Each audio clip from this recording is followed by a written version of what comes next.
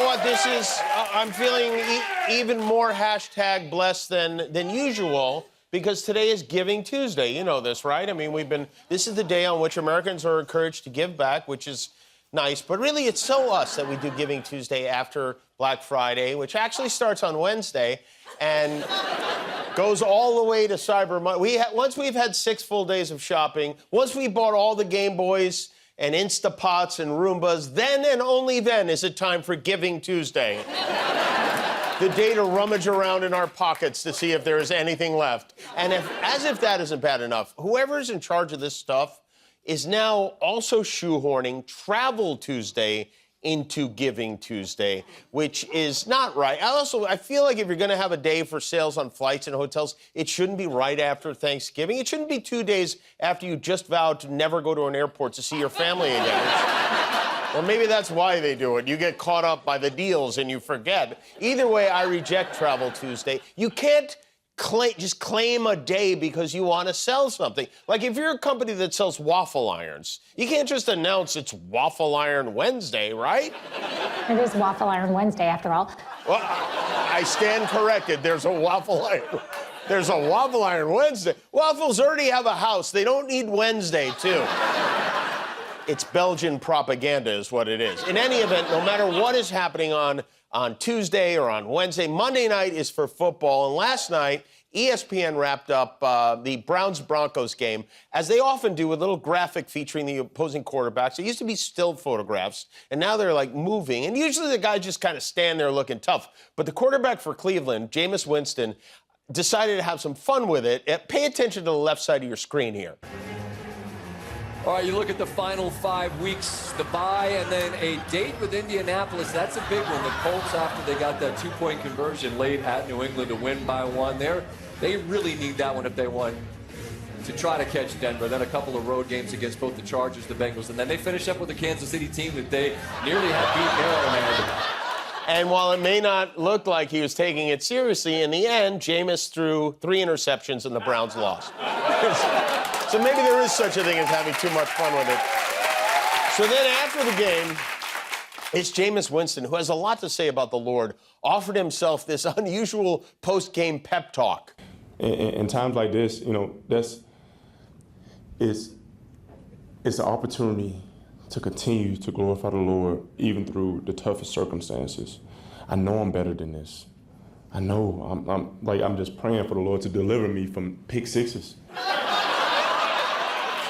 Lord, lead us not into frustration, but deliver us from pick sixes. Amen. Maybe he got his prayer book mixed up with his playbook. I mean, wait until he finds out what Hail Mary really means.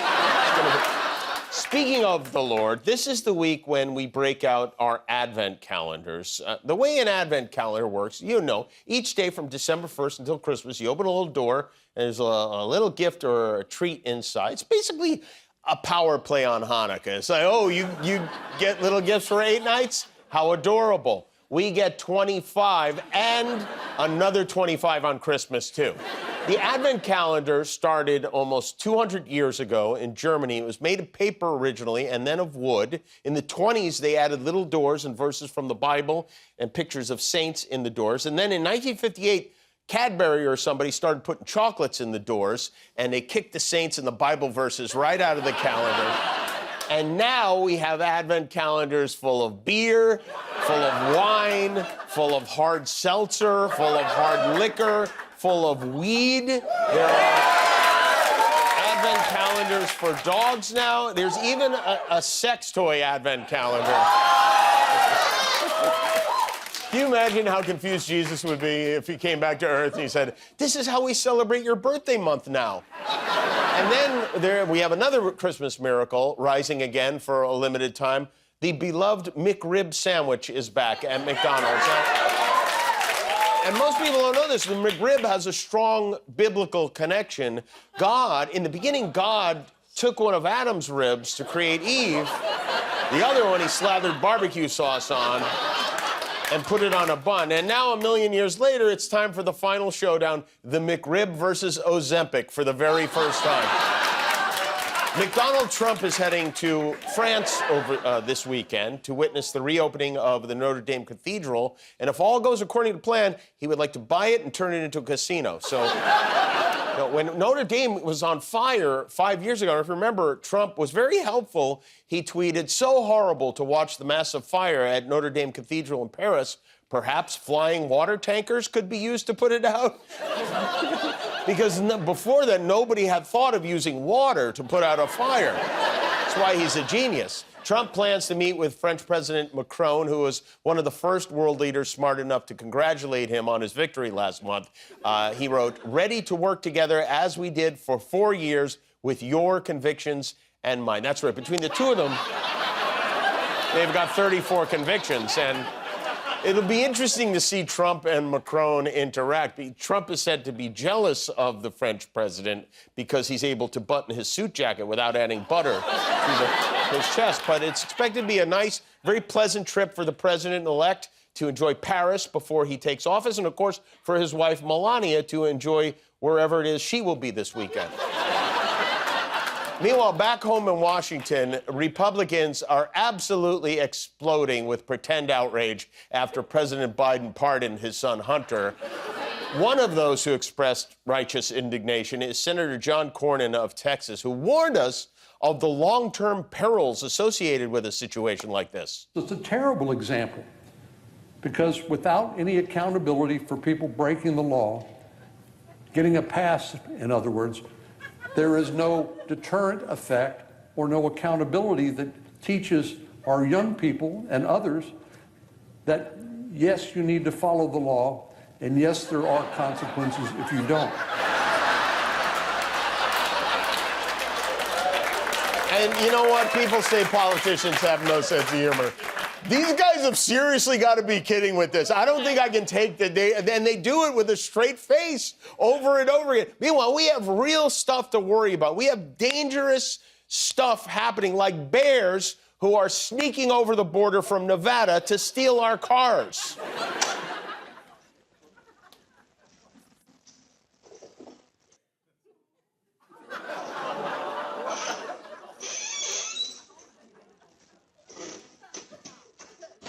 Trey, a bear's in the car.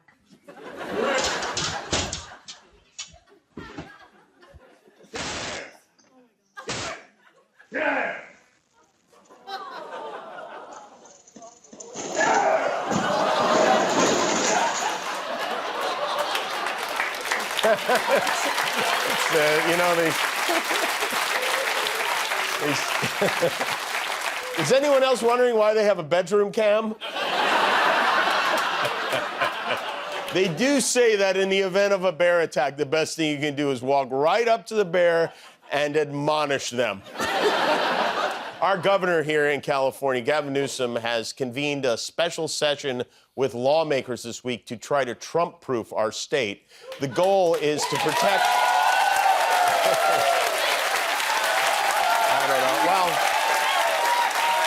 The goal is to protect the state from His Majesty's plan to monetize everything, but our governor is determined to do whatever he can to stop this. We need to assert ourselves, and we need to prepare ourselves firmly and plant, as I say, our feet at peril that we get swept away. Yeah, we need to prepare ourselves firmly and plant, as I say, our feet at peril we get swept away. If you could explain what that means, you get to be governor of California. I understand the sentiment, though.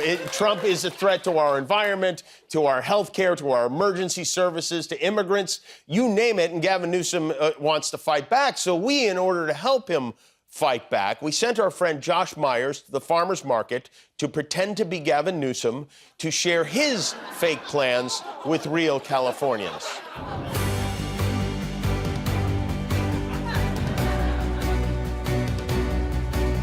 I'm your biggest fan. Oh, excellent. Like my pandemic crush. Pleasure to meet you. You too. I must say that. Oh my God. Here we are. Any concerns about California? Anything you think we could be doing better? Things you think we should be doing worse? I think prescription drugs are out of control, healthcare. You know, they put fluoride in the water. It sort of helps everyone's teeth. Yeah. It's not bad for you. And we could maybe do a psilocybin level in the water that's not like, I'm not talking about like tripping out, because there are ways that you can expand your mind without being, microdosing you know. is huge. It's, Yeah. it's really, I'm it changed. microdosing right now. Really? Like, just like a little. Here we go, say Gruyere. Gruyere. Get a good one. Have you been to the French Laundry? It's a great lunch spot. There's a lot of homeless, certainly in like downtown areas, and we're trying to move like people from tent cities to tent suburbs, maybe get some of them out to La Cañada, you know, access to hoses, say La Chèvre. We want to create situations where if you're living in your car, you could like write off the back seat as a home office. Just make things easier for you to operate. Say Gorgonzola. Like one of the good things I like about California is no matter what you are, it's okay. Yeah, like we're open. You have the right to be what you want. Yeah, I mean, I'm in an open relationship, or I've tried to be, but my wife's like, no. Yeah. Say por salud. A lot of new development there. They're building so much. Yeah. So they're building new construction as far as apartments. And, you know, we've had issues with water in the past. Right. Now we've had a couple really great But years Oxnard's with on rain. the water, right? No, it is. It can be right next to the beach, but the city limits are a lot further. So it spans into Ventura. Okay. So it's Ventura, Oxnard, and then Camarillo. Yeah. Now, we've had a lot of issues with water in the past. Sure. We've had a lot of rationing of water and a lot of people saying, Is this you know, cruelty-free bronzer? Yeah, sure. Okay. I don't, well, it is or it isn't. Sorry. Say Parmigiana. We're trying to open something up. We want to have food trunks where you would be able, it's like a food truck, but it would allow anyone, but you'd be able to sell food out of the trunk of your car. So if you make sashimi, or if you make carne asada. there's health and safety. Yeah, health and safety are, you know, they're issues, but Yeah. Say smoked Gouda. Smoke Gouda! Yeah, diversity in these schools. Yeah. Are they open to that? Yeah. As a governor. There's 217 officially recognized gender choices that you have in California. 217. Yeah. Like I have the macadamia nut allergy. Like that might be how you identify. Say Asiago, taking water from the Colorado River, but that might dry up. So I don't know. We might have to like tap Canada. Thank you. That's good. Yeah, I have a winery, so yeah. I didn't know you do. All right, say Roquefort. Roquefort's a fancy cheese. Oh. Well, this has been incredible. We've talked to a lot of great people. We've learned a lot. But now it's time for me to get to my hot rock massage. I'll check you all later. This is Gov Gav from the world famous Farmers Market, signing out.